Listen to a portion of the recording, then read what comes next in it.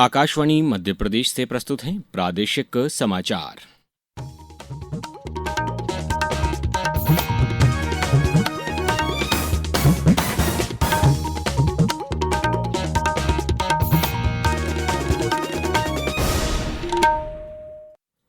नमस्कार, समाचारों के साथ मैं अभिषेक कटियार।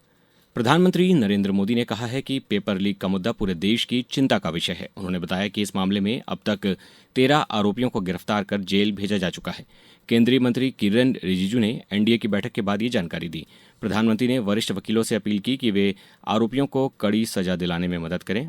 उन्होंने कहा कि सरकार की पहली प्राथमिकता छात्रों का भविष्य सुरक्षित रखना है। प्रधानमंत्री ने मानसून सत्र को लेकर एनडीए सांसदों से सकारात्मक भूमिका निभाने की अपील की। इस बारे में केंद्रीय मंत्री किरेन रिजिजू ने बताया, आगे पेपर लीक नहीं होने के लिए सख्ती से जो कदम उठाया गया है उसके बारे में भी प्रधानमंत्री जी ने जानकारी दिया और प्रधानमंत्री जी ने ये भी कहा कि पेपर लीक सिर्फ एक राज्य का मामला नहीं है, सिर्फ केंद्र सरकार का मामला नहीं, दलगत राजनीति का विषय नहीं है, ये देश का विषय है और युवाओं का भविष्य के साथ कोई खिलवाड़ नहीं होने के लिए और खिलवाड़ नहीं करने देने के लिए सख्ती से कदम भी उठाए, सजा भी दे दोषियों को और फिर फुल प्रूफ सिस्टम काम जो अभी कर रहे हैं उसमें भी सब मिल करके करें। विधानसभा के मानसून सत्र के दूसरे दिन सरकार ने यूसीसी विधेयक पर चर्चा कराई। नेता प्रतिपक्ष उमंग सिंघार विधेयक को प्रवर समिति के पास भेजने की मांग की। इसे लेकर सत्ता पक्ष और विपक्ष के बीच तीखी नोकझोंक हुई।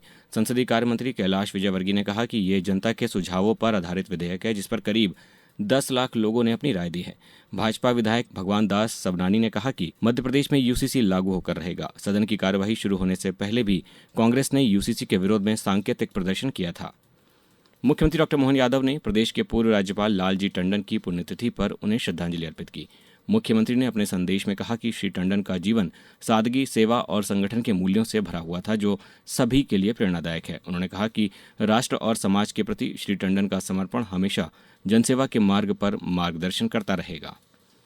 उज्जैन में आज से 5 दिवसीय अंतर्राष्ट्रीय सम्मेलन शुरू हो गया है। यह सम्मेलन सम्राट विक्रमादित्य विश्वविद्यालय में आईआईटी इंदौर के सहयोग से आयोजित किया जा रहा है। इसका विषय भविष्य की तकनीक और उन्नत पदार्थ विज्ञान है, जिसमें देश विदेश के कई वैज्ञानिक और शिक्षाविद हिस्सा ले रहे हैं।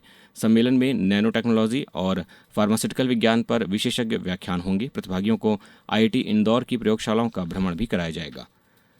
इंदौर में नशे से दूरी है जरूरी 2.0 अभियान के तहत एक बड़ा आयोजन हुआ है। यहां 8,534 लोगों ने मानव श्रृंखला बनाकर विश्व रिकॉर्ड बनाया। इससे पहले इंदौर पुलिस के नाम ही 7,100 लोगों की मानव श्रृंखला का रिकॉर्ड दर्ज था। वर्ल्ड बुक ऑफ रिकॉर्ड्स ने यह प्रमाण पत्र पुलिस आयुक्त संतोष कुमार सिंह को सौंपा। कार्यक्रम में विद्यार्थियों, खिलाड़ियों और आम नागरिकों ने नशे से दूर रहने की शपथ भी ली। अब बात करते हैं मौसम की। प्रदेश में मानसून ने एक बार फिर अपनी रफ्तार पकड़ ली है। मौसम विभाग ने आज मुरैना, भिंड, दमोह और कटनी जिलों में भारी बारिश का अलर्ट जारी किया है। वहीं भोपाल, सीहोर और रायसेन में कल रात से लगातार बारिश हो रही है। नीमच, मंदसौर और रतलाम में फिलहाल मौसम साफ रहने का अनुमान है। भोपाल में आज से राष्ट्रीय खाद्य सुरक्षा अधिनियम पर 2 दिवसीय राष्ट्रीय कार्यशाला का आयोजन किया जा रहा है। यह आयोजन मध्य प्रदेश राज्य खाद्य आयोग और राज्य नीति आयोग के संयुक्त तत्वावधान में हो रहा है।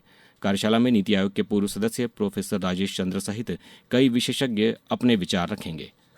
भोपाल में जल्द ही इलेक्ट्रिक ई बस सेवा शुरू होने जा रही है। कल से पीएम ई बस सेवा के तहत बसों का ट्रायल रन शुरू हुआ जो 5 दिनों तक चलेगा। इस दौरान बसों में आम यात्रियों को सफर की अनुमति नहीं होगी। ट्रायल सफल रहने पर अगस्त से इनका नियमित संचालन शुरू होगा। अब कुछ समाचार संक्षेप में। शिवपुरी के शासकीय श्रीमंत माधवराव सिंधिया स्नातकोत्तर महाविद्यालय में कल से 24 जुलाई तक 3 दिवसीय फोटो प्रदर्शनी आयोजित की जाएगी। आगरमालवा कलेक्टर ने सभी विभागों के कर्मचारियों को कर्मयोगी पोर्टल पर अनिवार्य पंजीयन कराने के निर्देश दिए हैं। प्रदेश में नशे के विरुद्ध चलाए जा रहे व्यापक जन जागरूकता अभियान नशे से दूरी है जरूरी 2.0 को इंदौर में ऐतिहासिक जन सहभागिता मिली है और सावन माह के दौरान मंदसौर का पशुपतिनाथ मंदिर सुबह 5 बजे से रात 11 बजे तक खुला रहेगा। वहीं सोमवार, हरियाली अमावस्या और नागपंचमी पर गर्भगृह में प्रवेश प्रतिबंधित रहेगा। इस बुलेटिन में इतना ही। अगला बुलेटिन सुनिए शाम 7:10 पर। नमस्कार।